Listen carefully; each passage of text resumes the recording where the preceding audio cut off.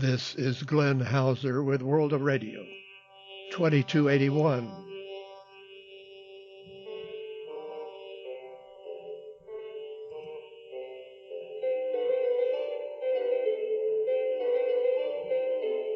World of Radio is a listener-supported public service program about communications around the world, above all the dynamic medium of international shortwave between the AM and FM bands.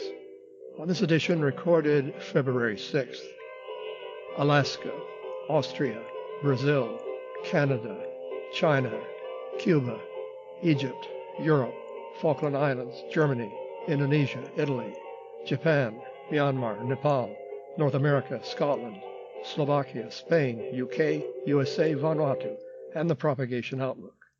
Standard disclaimer. Alaska, last week we had some reports of more ionospheric probe testing from HAARP. Beginning January 29th, these continued until February 2nd, closely monitored by Walt Somanuv in BC. Besides 3250, some other frequencies they tried were 8100 and 5850, but that was while WRMI was transmitting as it's clearly supposed to be on 5850. On February 2nd, Eric Fetters-Walp in Lake Stevens, Washington says, a hugely strong HAARP signal on 5850 heard here near Seattle as of 0535 UT with tones of different frequencies and WRMI below it.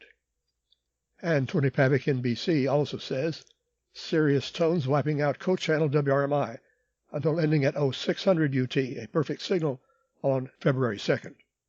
Besides demolishing the rotatable shortwave antenna in Moosbrunn, Austria, as we reported last week, there was another story about Austria from Reuters via Mike Cooper, January 24th.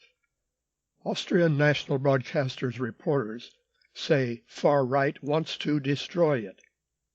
The body representing reporters of Austrian national broadcaster ORF said the far-right Freedom Party FPO is trying to destroy it, raising pressure on conservatives to push back in coalition talks with the FPO. The Eurosceptic Russia-friendly FPO came first in September's parliamentary election with 29% of the vote and was tasked with forming a government after a centrist attempt to assemble a ruling coalition without it failed. One of the FPO's most frequent targets is ORF, a widely respected organization that produces agenda-setting news programming, but which the FPO accuses of being left-wing and trying to indoctrinate viewers. Headline of a statement issued by the ORF editorial council representing its journalists says, the destruction of ORF is beginning. FPO wants to produce a party propaganda instead of independent reporting, along the same lines as what its ally in neighboring Hungary, Prime Minister Viktor Orban, has done. Rodolfo Grimm in São Paulo, Brazil, explains our report last week that 2 of the 3 shortwave frequencies of Rádio Voz Missionária were missing. They announced last week that transmitters and antennas for 9665 and 5940 would undergo technical maintenance, which is why these frequencies would be off the air for the time being. He says, I hope especially 5940 will be purified of its spurious signals above and below, which greatly interfered with reception on some other frequencies. Well, it seems they are still off as of February 6th. On the contrary, 5940 suffers from spurs from WWCR 5935 up here. Radio Inconfidência is the only Brazilian on 19 meters, 15190 nominal. It had been slightly above that frequency, but on February 3rd at 2315, I measured it compared to WWV calibration on 15189.804. And then Wolfgang Büchel had it a few hertz even lower than that. Canada, Mike Cooper sends a story from the Globe and Mail February 1st. Dissolving the CBC could devastate TV and film sector. The new head of CBC Radio-Canada, in her first public speech, says dissolving CBC would be a tragedy. Marie-Philippe Bouchard, the new president and CEO, says she fears the breakdown of Canada's media ecosystem in the face of competition from foreign streaming platforms. The Conservatives have said they would cut funding for the CBC while preserving French services if they form the next federal government. In Canadian radio news, Nigel Pimlett says on 1060 CKMX, Calgary, Alberta, a big surprise that Bell has found a buyer, Akash Broadcasting of Surrey, BC, for CKMX despite it being off the air for more than a sesquiyear. And Tony Pavick in Hope, BC refers us to a story February 2nd at northpine.com. That's CFRW 1290 Winnipeg and CKMX 1060 Calgary, killed by Bell Media, may be brought back to life, plus possibly the shortwave outlet of CKMX, CFVP. CFRW and CKMX were among 6 AM stations that Bell took off the air in June 2023 amid national cutbacks. Akash runs multicultural formats on its stations in Surrey, BC and Edmonton, Alberta, but says it has not yet decided on a format for CKMX. The last format had been stand-up comedy as Funny 1060. Akash says CFVP is included in the sale and will evaluate the requirements to relaunch the rebroadcaster. Andy Reid comments, if the new potential owner does plan to resurrect CFVP, I hope they find the expertise to move it off 6030, a terrible frequency. That is, of course, because it's also bearing Cuban jamming and Radio Marti all night. Rick Barton in Arizona says on February 1st, we just heard the first Fire Drake or Fire Dragon station in many months on 11590. After 2 minutes, there were time pips and it went off like CNR. A huge China powerhouse signal listed for Radio Free Asia, no doubt the reason for jamming. Yes, we haven't heard Fire Dragon for a long time, as you may recall. This is totally instrumental music jamming with lots of percussion. Kudos to the DRM Consortium for inventing another way to jam. On February 4th at 23:15, I was hearing DRM noise, spreading 5 kHz above and below 15760. That's listed as a Sound of Hope frequency, so no doubt it was CNR1 jamming, but not in AM, rather DRM. In the Michigan ARE tip sheet, Rich Line shares a website of note if you are at all interested in numbered stations. It is priyom.org, P-R-I-Y-O-M. That means reception in Russian. Ken Zicki replies, has anyone noticed HM01 from Cuba of late? That's spy numbers from Cuba. I've not noticed them since the storms took RHC off the air last fall. Come to think of it, IGH have not heard them either or seen any reports of them for several months. Alan Holder on the Isle of Wight, G4ZBH, says, I'm still in contact with Radio Cairo. A response to my reception report of February 4th says, we are sorry that the transmitter with European programs has a problem as its valve is defected and we can't find a spare valve instead, that is, tube. But we are doing our best to fix the problem. Thanks to the effort of Ludo Mize in Belgium with his broadcast.be website, I have forwarded this info to the Egyptians. The site tube.be includes details of a range of tube manufacturers, mostly in the U.S.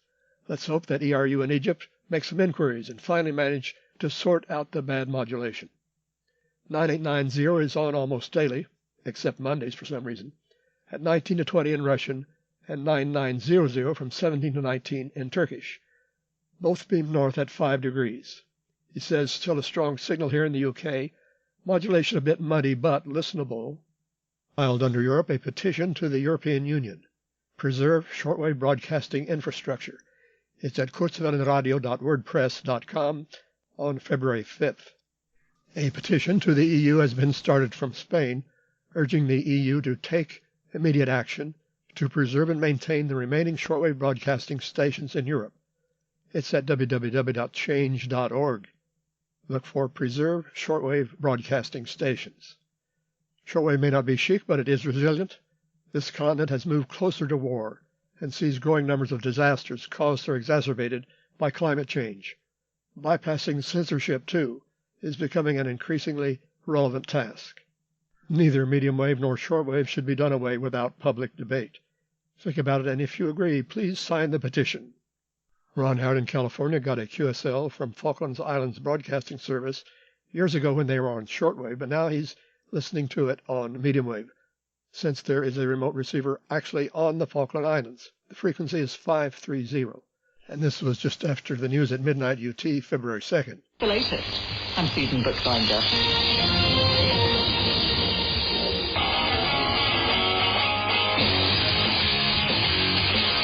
Join us for Show Rock here on Falklands Radio.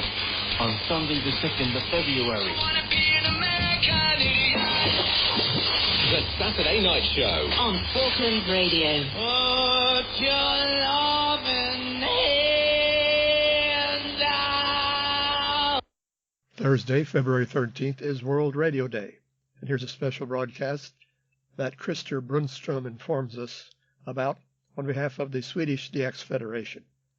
STXF, a 1-hour broadcast marking World Radio Day at 09 and again at 15 UT on 9670, Channel 292 in Germany.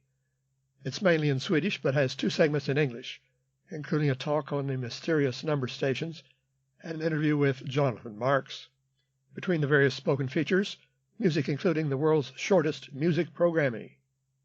Via remotes in Indonesia, Ron Howard continues monitoring the English broadcasts of Voice of Indonesia. 3325 via Palangkaraya and 4755 via Cimanggis, Jakarta, such as at 21 UT, January 30th. Mauno Ritala of WRTH told him that 3325 is now 20 kilowatts. They hope to raise it to 40 kilowatts soon. However, they were very much out of sync. Ron says on January 30th, 3325 is about 2.5 minutes delayed behind 4755, and even more so on February 2nd at 2144. 3325 was 4.5 minutes behind 4755. Then Ron says, I monitored VOI for a long time, always noticed a consistent format, until today, February 4th at both 13 and repeated at 21 UT. After the news and commentary, at 21:14 they did not play the patriotic song Lagi Mundijeri and Today in History, but instead a new segment, Quote of the Day. Furthermore, on that occasion it was heard only on 4755. Again, unheard was 3325. This from DX Fanzine. Marconi Radio International from Italy has introduced a regular monthly broadcast. We were on the air first in January 1986 and celebrated its 39th anniversary. On its Facebook page, 26 January this year, says they decided to introduce a regular monthly broadcast on the second weekend of each month, such as February 9th at 13 to 1630 UT on 7400 and 11390. Their Facebook page is at MRIWORLD. Another anomaly noted by Ron Howard via remote, a station in Japanese on 3945, February 6th at 11:15. He's checking that frequency for Vanuatu. Of course, it used to be a Nikkei 2 frequency from Japan, but was last listed in WRTH in 2021. And this was not parallel to the other Nikkei 2 frequency. Wolfgang Büchel suggests a regular functionality test procedure, even when the scheduled time slot is deleted. Via remote in Thailand, Ron Howard reports Myanmar on 9730 Friday, January 31st at 0208 UT with a brief spot in English called Something to Shout About. But the English spot after 0200 is not on every day, needs more monitoring. It was not to be heard on February 1st, and on February 2nd after 0202 UT, they are playing an action movie soundtrack from The Karate Kid. Ron also reports another regular English segment from Myanmar on 5985, February 1st at 1530. News and weather, and mostly about activities of the National Defense and Security Council. And here's one more former shortwave station that Ron Howard heard on medium wave instead, thanks to a remote in Nepal, Radio Nepal on 792 kHz at 0248 UT, February 1st. यसै समयमा प्रसारण हुँदै आएको प्रसिर्जना कार्यक्रम radio Nepal .gov.np, radio नेपालको mobile app र online radio Nepal .gov.np बाट प्रत्यक्ष सुन्न र अडियो संग्रहबाट डाउनलोड गरेर फुर्सदको समयमा पनि सुन्न सक्नुहुन्छ।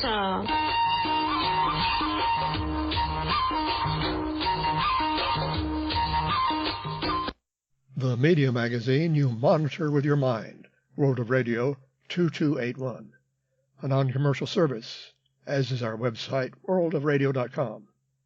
Our thanks this week for financial support from Mike Gorniak, NM7X in Minnesota, who sent a check in U.S. funds to Glenn Hauser, P.O. Box 1684. ENID OK 73702. One may also contribute via PayPal, not necessarily in U.S. funds, to WORADIO@yahoo.com. Now some North American pirates heard on unusual frequencies.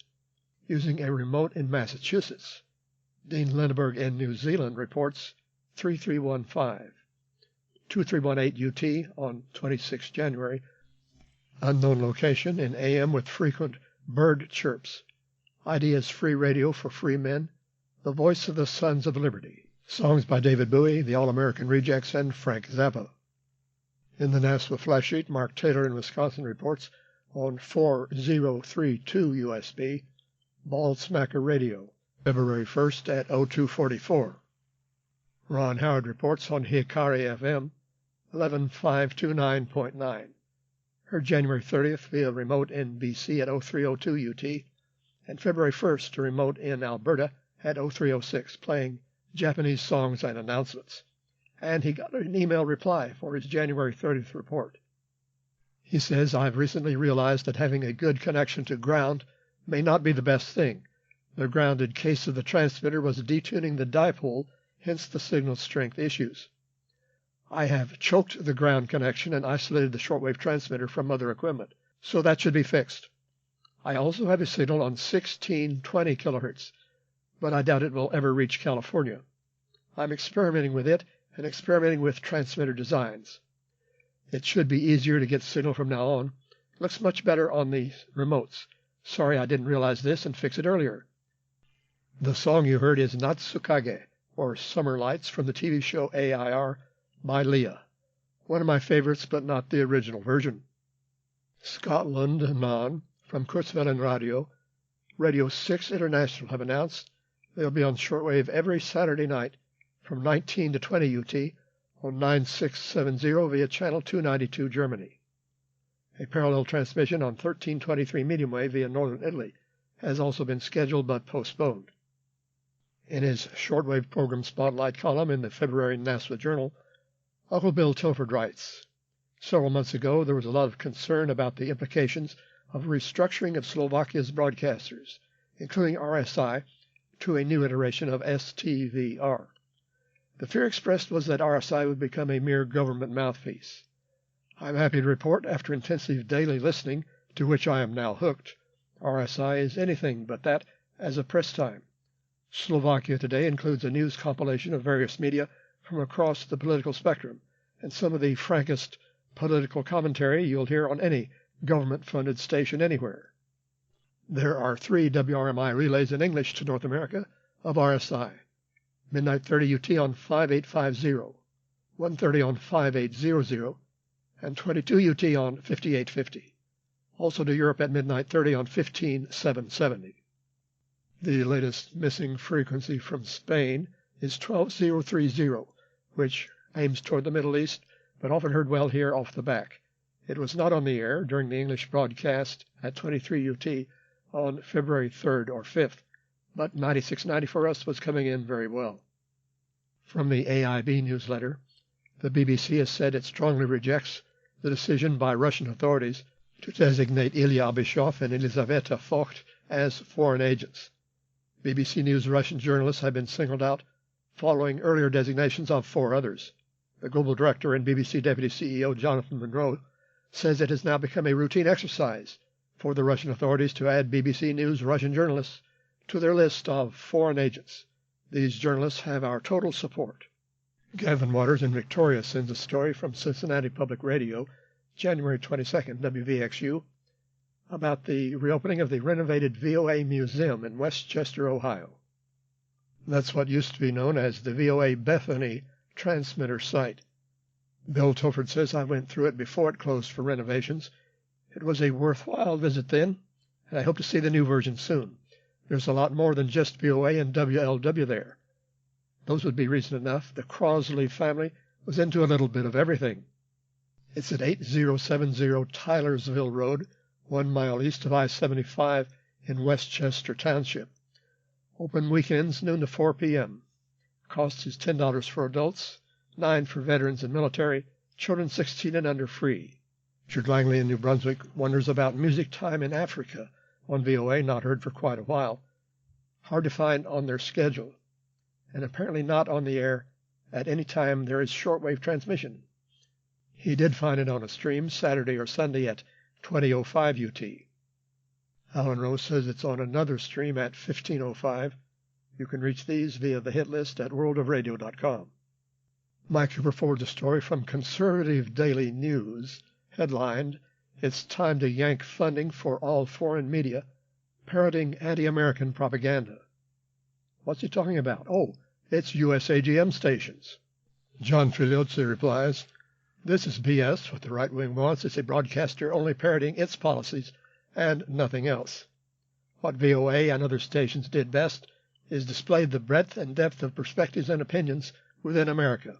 Conservatives would turn VOA et al. Into their own Radio Moscow." Via Mike Cooper, Radio Free Asia website reports on January 30th, some content on RFA's Vietnamese Facebook page suddenly disappears. VOA and BBC reported similar content missing. All posts from 2024 and 25 vanished from RFA's Vietnamese FB page, leaving ones from 2023 and earlier, but they reappeared a few minutes later, reason unknown. The number 2 transmitter of WT quadruple U 5085 was reactivated in time to resume carrying World of Radio, UT Saturday, February 1st at 0400. As mentioned last week, one of the highlights of WBCQ programming is Le Show with Harry Shearer, Sunday evenings at 7 p.m. Eastern, 6 Central, or UT Mondays at midnight on 7490. Greg Hardison replies, "I've had the pleasure of crossing paths with Harry Shearer a few times over a long and winding road trip through radio.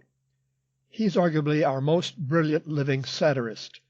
Once while helping to run KCRW years ago, where the show was based for many years, we were both done in there by the station's fiery politics on separate, unrelated occasions.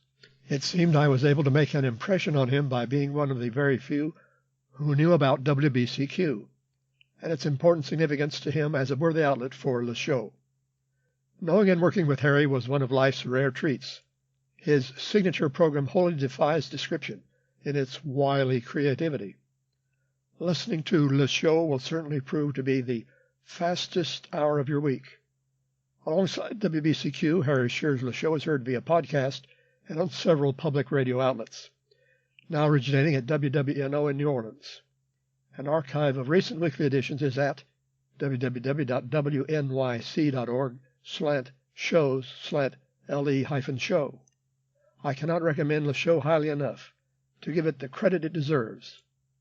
Uncle Bill Tilford replies, "Harry consistently does a great show, and he has always been an equal opportunity offender, whoever the idiot du jour happens to be. He's one of the guys I can point to whenever I hear that juvenile whine about everything being religion or the right on shortwave." As I mentioned last week, WEWN in Alabama reactivated on shortwave after almost a year. I was hearing open carrier on 15610 for several days, but no English modulation yet. But their other transmitter in Spanish, 12050, was back on the air, February 6th at 1620. This was first reported earlier that date at midnight 40 by Tony Pavic in BC.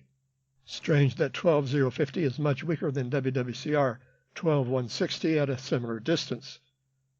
Once again, 12050 collides with the target broadcast for Chad, Radio Indarasan International.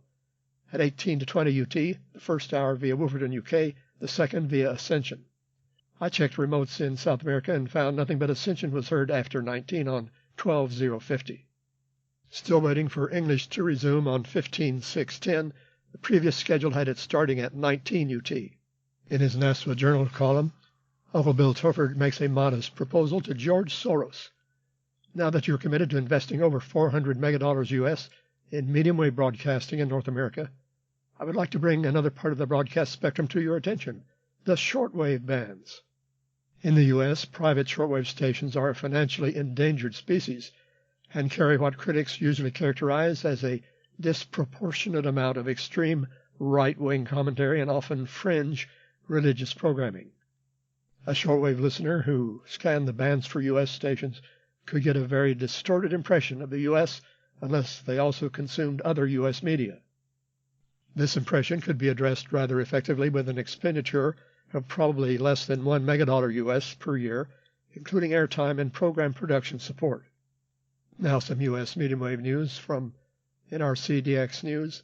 WLLA 930 in Lynchburg, Virginia, has received an FCC notice of violation for 5 problems, including the tower not being protected by fencing, running day power at night, and no lights on the tower. From the FB group AMDXing via Dennis Broom, IRCA, the owner of WTMP 1150 in Tampa, Florida, says we're testing doing tower work on Friday nights, that is UT Saturdays after midnight Eastern, mostly in February and into March, in analog, hybrid, and MA3, all digital. Actually, WTMP is licensed to Egypt Lake, Florida. From Medium Wave Echo of the Arctic Radio Club, 1190 WLIB in New York is now La Exitosa 98.7. On January 10th, it's flipped to a simulcast of the new Spanish language La Exitosa format by its sister station WEPN. A mix of Latin pop and English language adult contemporary hits, programming and imaging in Spanish. And from FCC via NRC, 1620 Boston, Massachusetts. Blue Hill Avenue Realty Trust has been issued a notice of illegal pirate radio broadcasting for a tenant on 1620 AM. A 2022 article in the Brockton Enterprise identifies Pelage Marcelin as the owner of the station, also operating on 1640 as Haitian Radio Energy Boston. Mike Cooper forwards a story from the New York Times of January 30th you might want to look up. FCC chair orders investigation into NPR and PBS sponsorships. Seth Stern, director of advocacy at Freedom of the Press Foundation, says he believes FCC Chairman Carr is setting up a legal pretext for interfering with public media. The end of his letter goes far beyond underwriting, talks about whether public media should be funded at all. Trying to keep track of Radio Vanuatu, monitoring by Ron Howard, including remotes in the Pacific area.